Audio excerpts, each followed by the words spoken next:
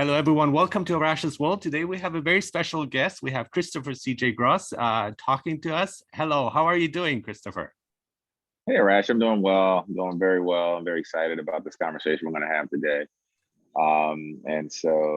Yeah, looking forward to it. Wonderful. So what I always like to start off with is with the toughest question. How would you briefly describe yourself for the audience here? What would you say? I would say I am a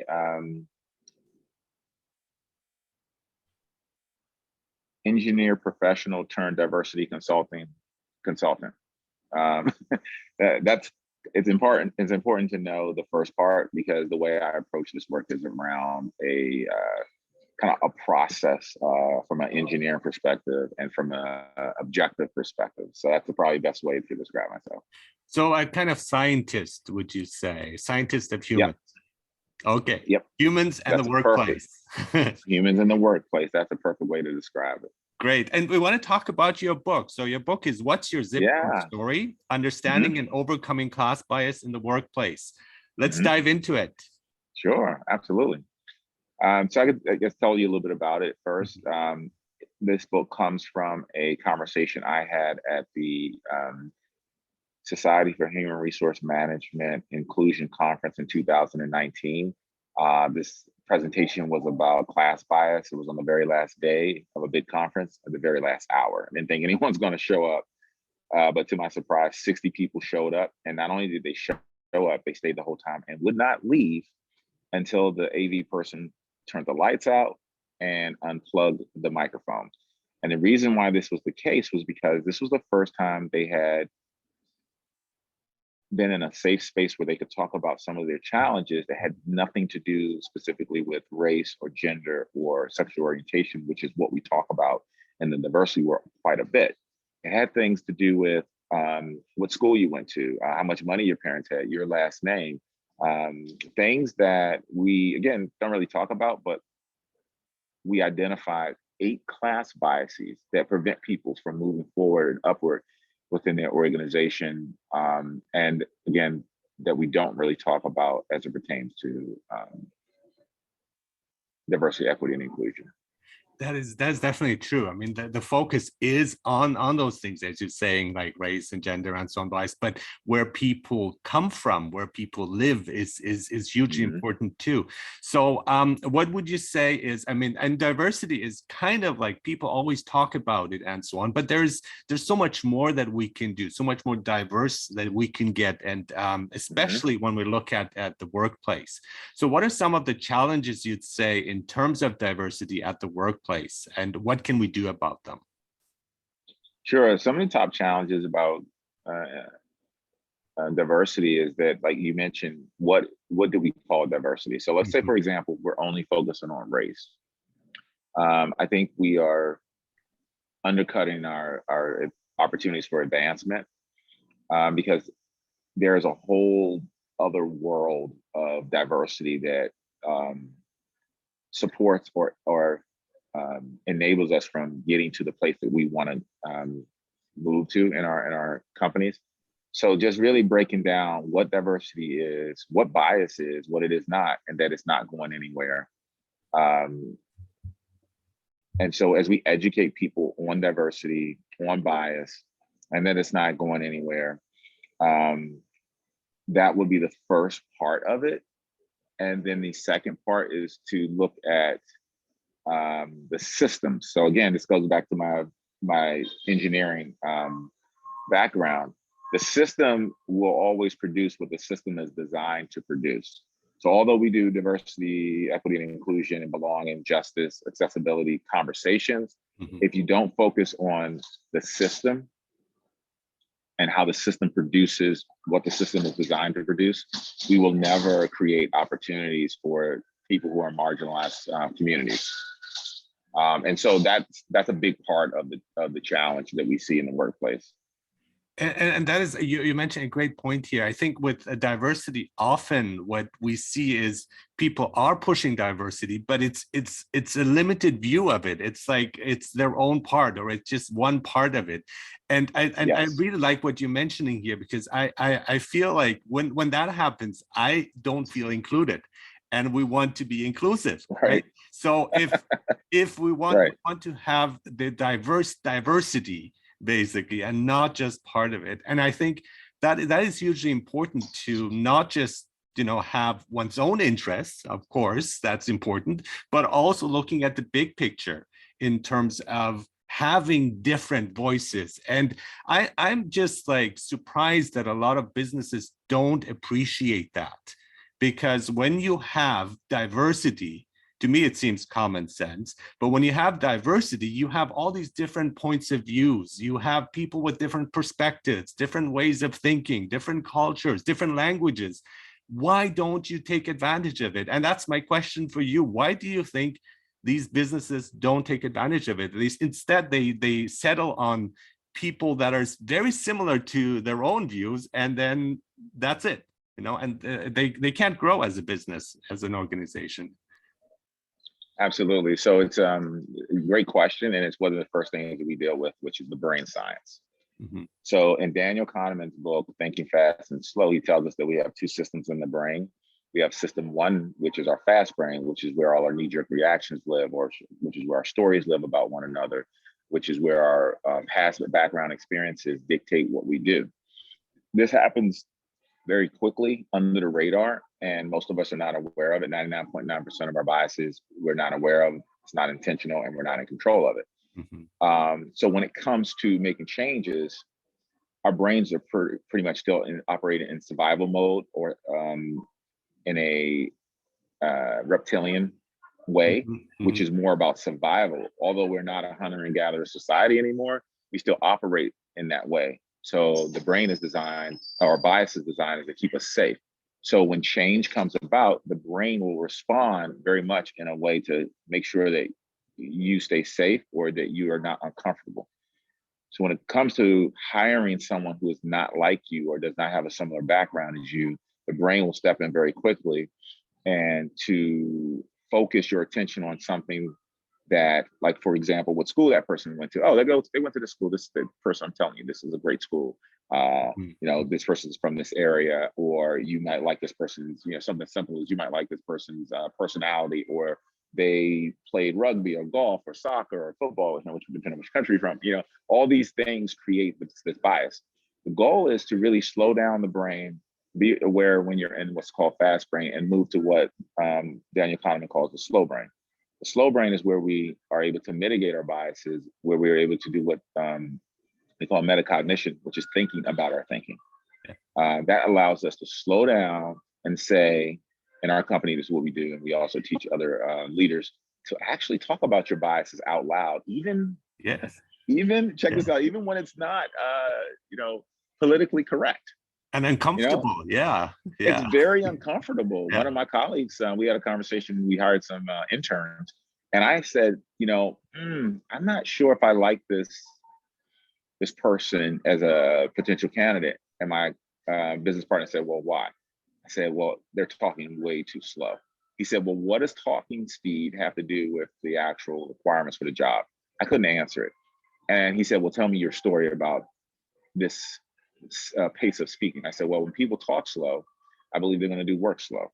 And see, talking that out loud makes you aware that even though it sounds silly, it's happening behind the scenes. And if you're not willing to express these biases, then you're not going to do anything about it. So, for example, one guy said, he's an engineer. He said, I've been working in the trades for 35 years, and if I have a woman in charge that looks like my granddaughter, it's old enough to be my granddaughter, or about the same age as my granddaughter, I feel like it's not appropriate. I feel like she can't do the job. I feel like she's going to be very emotional and sensitive. And the woman was in the room, and she said, well, tell me more. Where's that coming from? And then he made the connection that his granddaughter is this way, and he had to break the connection. So without talking about it out loud, we can't do anything about it. And she said, I appreciate you sharing that. And then the conversation was totally different after that. So that's what we really important. I love this, because that openness, but I think a lot of people also will see it as an attack, and it's just take it personally, and they go on the defensive, and then that conversation you talk about could turn out really bad. Most of the time it does when you don't have a trained, skilled facilitator Mhm. to have that conversation. I always tell clients, you know, do not have that conversation either if you do not feel like you have the skills, which most don't, um, or if you We're don't not have taught a it, right? trained In all facilitator. fairness, Yeah, we're not taught those skills at school, at university, and so on. These are things that are a byproduct of life and observation and reflection. And some absolutely. people don't even take the time, and they don't have the time to do so. And I think the unconscious is so important, and it's great that it's coming into the discussion. I firmly believe in it. I love psychoanalysis, and for me, Hmm. that is something that is hugely important in terms of your relationships, what you choose for your career, and so on, and your interactions with others. And just studies in psychology show you if you give the employer a hot coffee, and they hold it in their hands while they're interviewing you, they have a more favorable and warmer impression of you than if they didn't. And so that scares me at the same time. What about my skills? What about the skills that I have if the Right. person can be manipulated by a cup of My coffee? hot coffee. Yeah. I actually, that's not surprising at all, because the things that we actually are drawn to have nothing to do with actually this person doing their job, right? And so think about the next time you go to the grocery store or to any store and you are walking down the aisle and you're looking at who you're going to have ring you up or ring you out. We make judgments about their skills to get us out quickly. We make judgments about how much food is in the basket of the person in front of us and if they're using coupons or not. I don't know if they call it that, internationally. And we make a judgment and we decide whether we're going to go in that line or not. We make the same judgment about people when we look at their resumes, Mhm. when we talk about if you have 2.5 kids and I have 2.5 kids, oh, you have a dog, a Labrador, I have a lab. Our brain literally gets a dopamine shot when we have build these relationships and connections. And this is why it's so important to talk about the brain science, because we don't talk about the brain science, we're missing out on, I would say, 75% of what's actually going to move the needle to our diversity and inclusion and work. And also the act of listening, because what happens is we have our assumptions, we have our answers, and as I'm doing the interview, I'm thinking of what I'm going to ask you next, and then so that way Mm-hmm. I'm missing out on the opportunity of actually listening to the other person, of pausing. I love the slow brain of like really Mm-hmm. taking it in and then responding instead of Mm-hmm. jumping immediately. And a lot of us are just like, don't like that pause too in between. And we just, if there's an awkward silence, we just feel like, no, we have to fill it with information. And looking at specifically job interviews, one of my concerns is it's really a performance. How good are you at conversation regarding job matters? But Mm-hmm. it doesn't really assess your skills. And Right. when people get hired, people who are narcissists have a higher chance of getting the job than people who are honest. You're absolutely right, and I think this becomes a challenge. Again, we worked in a oil and gas company up in Fort McMurray, Canada, and what we found was that there was a big bias in the ability for their process to be inclusive of people who I'm going to call introverts, but not. This is not true for all introverts, so I don't want to stereotype introverts. But we noticed that many introverts they take more time to process the information. So if you're on camera and you got 3 seconds, you see 1, 2, 3, you have to now respond. You need more time to process. That's not inclusive. And so we had to revamp that process. And we had to revamp the process of how we gather information to decide who's going to be in leadership. So we might say, oh, Mike was really great because he was able, or she was, or that person was able to express themselves in a large group. Whereas another person could have come up with a better idea, but they weren't afforded the time because they were introverted, which means that they may need more time to process the information, come up with and their analysis are better. So we're really missing out on great ideas and great innovation and all those things if we continue to do the same processes. So when we say, getting back to the first conversation, the first dialogue we had, when we talk about diversity, we need to not leave out these other components of diversity because it is the foundation for how we operate as individuals and as leaders, and it leads to certain people, their boats rising to the top of the organization, and it continues to happen. So yeah, we need to really have conversations like this, and have uncomfortable conversations so that we can highlight the biases in our organizations.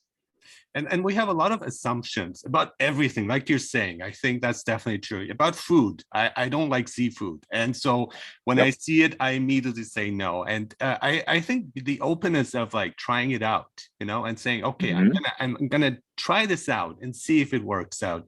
But on a more serious level, I think we do have these assumptions, also stereotype threats. When you see somebody, you already, where they live, what school they go to, what they look like, how they dress, sexual orientation, and so on. So all of these things, race as well, of course. And so that causes friction already, because you have these threats about your own identity that you think the other person perceives, and you also have them about the other person. It goes both ways. It already is a place of friction. So I think it's really important on both sides to relax and just say, okay, I want to give this a chance. I want to be open to this conversation and listen, actively listen, as you're saying, that slow brain to tap into that. Absolutely. But let's go back to what you said earlier. And this is the major problem, because if what I say is politically incorrect, I don't want to say it in front of people, and I definitely don't want to say it to the person because they may take offense.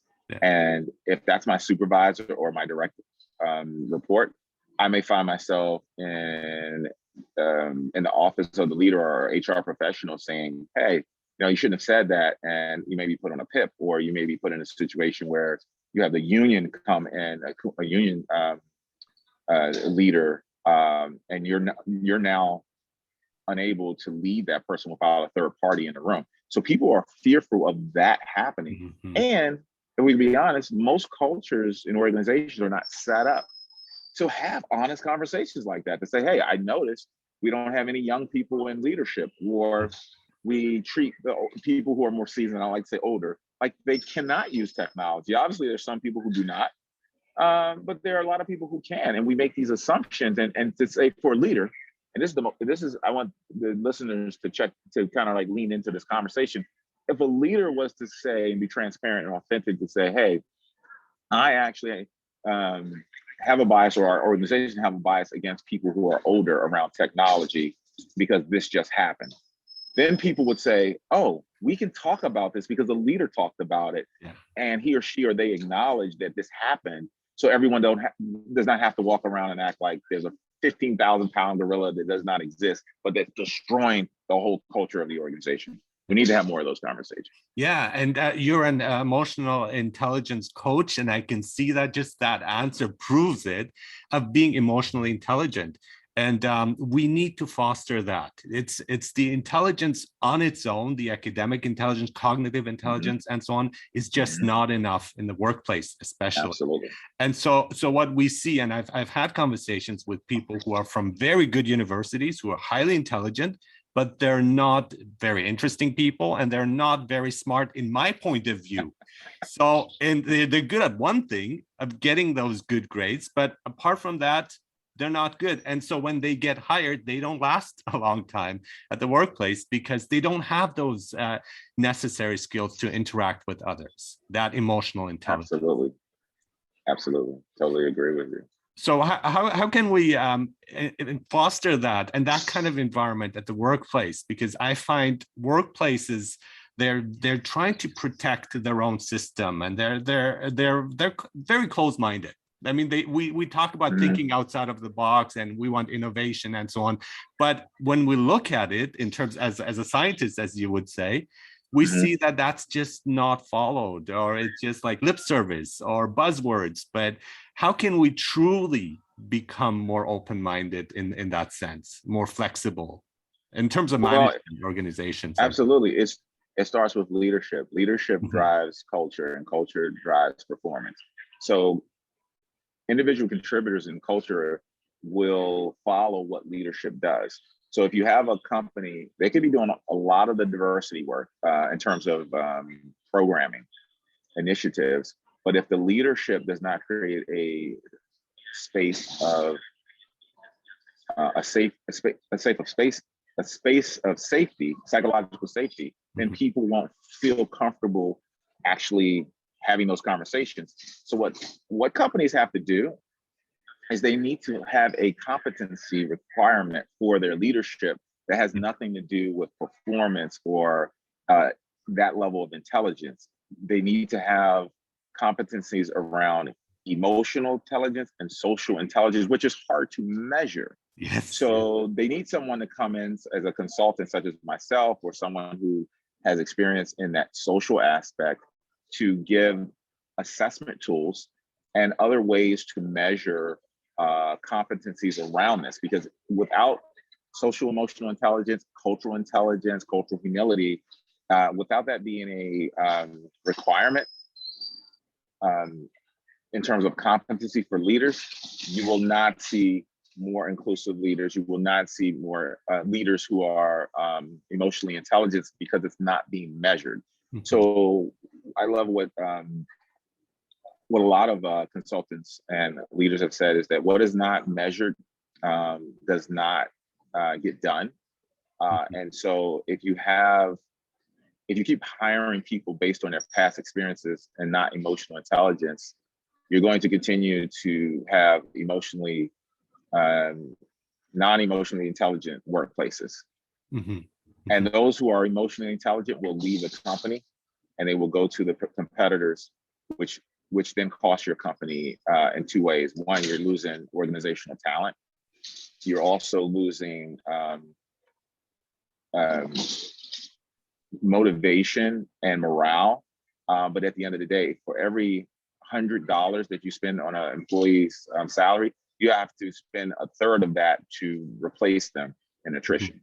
And so, and also innovation. So this also affects innovation. People who trust communicate. People who communicate share ideas. When more ideas are shared, innovation and creativity goes up. When innovation and creativity goes up, products and services become more innovative. When that happens, your company will gain more market share. Obviously, when you gain more market share, you are able to increase your revenue, but also become an industry leader. So everything that we just talked about has everything to do with the business objectives.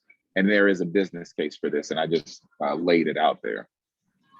In many ways, I find leadership starts from within. So the person has to have confidence, have to believe in themselves. And a lot of the people that are supposedly leaders don't have that. And you can sense it. And it's because the impression is leaders will like push you to do something, but instead they should inspire you. They should be a role model and work as a team. And many people say they know that, and that's probably again the other part of the brain. It's like, yeah, I know that, and let's move on. But they don't stop to really focus on that and really make sure deal with their own insecurities, because I can see a lot of leaders who are insecure and they're afraid that the others might take away credit or might take over their position, and that is not how a team works. A team works as a unit. And each person's success will help the team, but we don't have that mindset in many cases.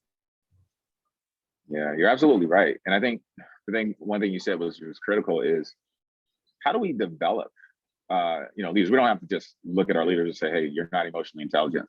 We got to fire you or terminate you or move you, demote you. It really is about providing programs that are not surface level leadership programs. So at Ascension Worldwide, we've actually developed a retreat.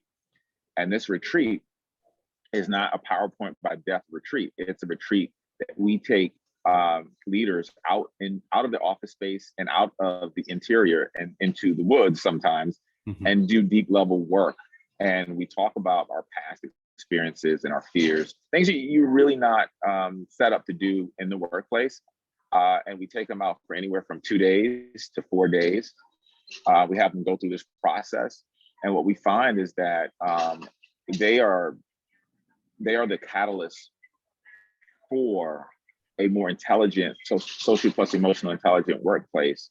And the ROI on the training is exponential because of the type of experience that they get. And so without doing this type of work internally in your company or organization, it's unfortunate, but I'm going to, say the truth is that the results will be marginal for much of the diversity, much of the leadership work that companies are doing, because they're not doing deep work. And it does really require a specific type of leader or consultant to help take organizations through this. I was told once, and this is, I think, very true, you can't take people where you're not willing to go or where you have never been yourself. So I was scuba diving off the coast of Africa, and they had a scuba diver, and everyone said, okay, I trust this person because he or she was able to dive at a certain level. So he's only taking 35 feet. So if they can go 100 feet, I'm definitely, I'll put my life in their hands. So life, career, people don't want to put their career in someone's hands who's not articulating from their perspective and has not either been where they've been or are willing to go where that person is. That's true empathy. Without that, it's really hard to lead. And also when it comes to promotion, to make sure that those who have those skills, that's part of the deal. It's not just they're performing well, but it's like, Absolutely. okay, how are they with others? Do they have the additional skills? Do they have empathy, sensitivity? Right. And that needs to be a part of the discussion as well, part of the evaluation, I think. Absolutely. I totally agree. Now my assumption at the beginning was there would be some things that I would disagree with you, and I was ready to pounce on it.